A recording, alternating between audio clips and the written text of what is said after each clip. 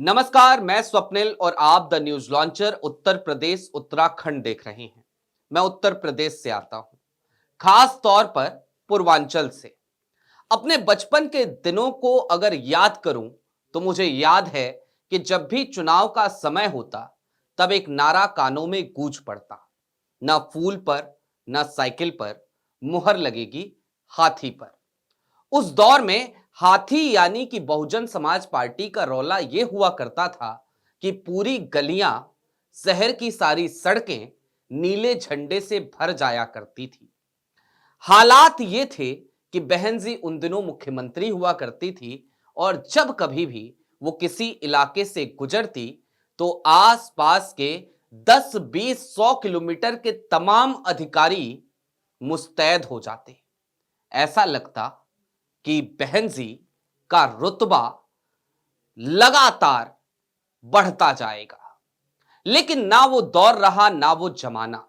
आलम तो यह है कि आज की तारीख में जब उपचुनाव के नतीजे आए तो बहुजन समाज पार्टी बहुत बुरे तरीके से संघर्ष करती नजर आई।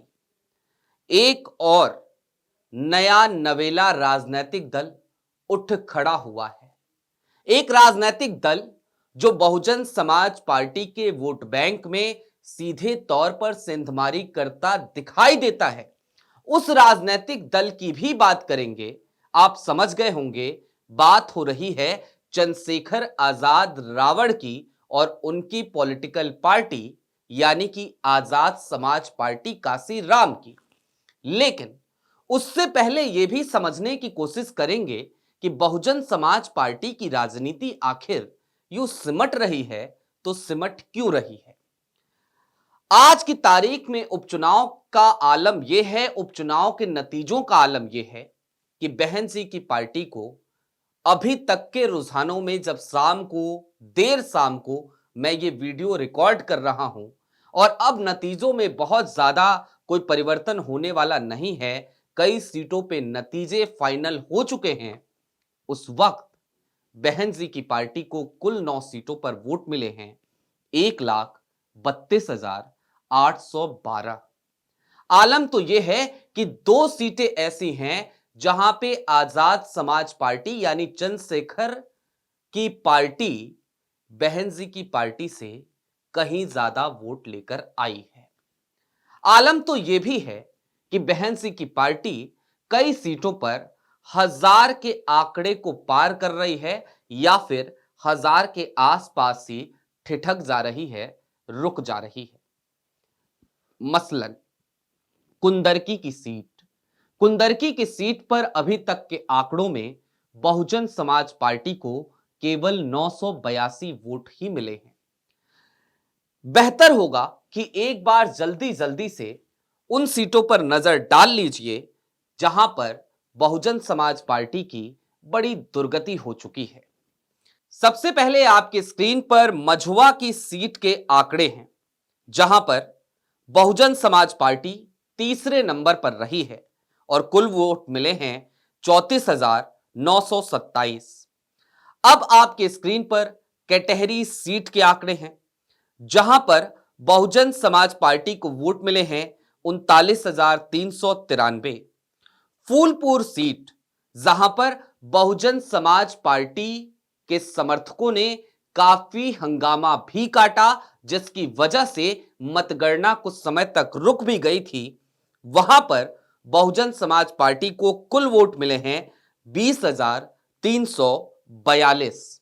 सीसा मऊ की सीट भी देख लीजिए, बहुजन समाज पार्टी 1410 वोट ही पा सकी है। यह वही सीट है जहां पर समाजवादी पार्टी की नसीम सोलंकी ने जीत दर्ज करी है। करहल की सीट, जहां पर बहुजन समाज पार्टी को वोट मिले हैं मात्र 8,409, यानी कि 10,000 का आंकड़ा भी बहुजन समाज पार्टी यहां पर पार नहीं कर सकी है। खैर की सीट, जहां पर बहुजन समाज पार्टी को कुल वोट मिले हैं 13,365, और गाजियाबाद की सीट, जहां पर बहुजन समाज पार्टी को वोट मिले हैं 10,736। और जैसा कि मैंने आपको पहले भी बताया था, कुंदरकी की सीट, कुंदरकी की सीट पर बहुजन समाज पार्टी को वोट मिले हैं 982 और मीरापुर की सीट पर बहुजन समाज पार्टी को वोट मिले हैं 3248। मीरापुर की सीट और कुंदरकी की सीट ऐसी सीटें हैं जहां पे आजाद समाज पार्टी के प्रत्याशी बहुजन समाज पार्टी के वोट से ज्यादा वोट लेकर आए हैं। ये तो हो गए वो आंकड़े जो आज सामने आए, लेकिन बहुजन समाज पार्टी लगातार फिसलती जा रही है, इस हद तक कि बहुजन समाज पार्टी की राजनीति ऐसा लगता है जैसे अब क्या ही परवान चढ़ेगी। इसके पीछे कई लोग ये भी कहते हैं कि बहन जी ही जिम्मेदार हैं। बहन जी को जिम्मेदार ठहराते हुए लोग गाहे बेगाहे अब ये कह जाते हैं कि एक जमाना वो था जब मायावती एक अग्रेसिव पॉलिटिशियन हुआ करती थी। उनकी राजनीति में एक अग्रेशन दिखता था, वो खुलकर हमला किया करती थी। लेकिन आज की तारीख में सत्ताधारी दल के सामने सरेंडर हो चुकी हैं। दूसरी तरफ कुछ लोग चंद्रशेखर को भी ये कारण मानते हैं कि दरअसल जो युवा वर्ग था उनके वोट बैंक का, उसने अब एक नया ऑप्शन तलाश लिया है। खैर, मूल कारण जो भी रहा हो, लेकिन सच तो यही है कि बचपन से लेकर अब तक के दिनों को जब याद कीजिए तो ऐसा लगता है गंगा में पानी बहुत बह चुका है और मायावती की पार्टी यानी कि बहुजन समाज पार्टी का अस्तित्व धीरे धीरे समापन की तरफ बढ़ता जा रहा है। आपकी क्या राय है हमें कमेंट बॉक्स में जरूर बताइएगा। अभी के लिए दीजिए इजाजत। शुक्रिया।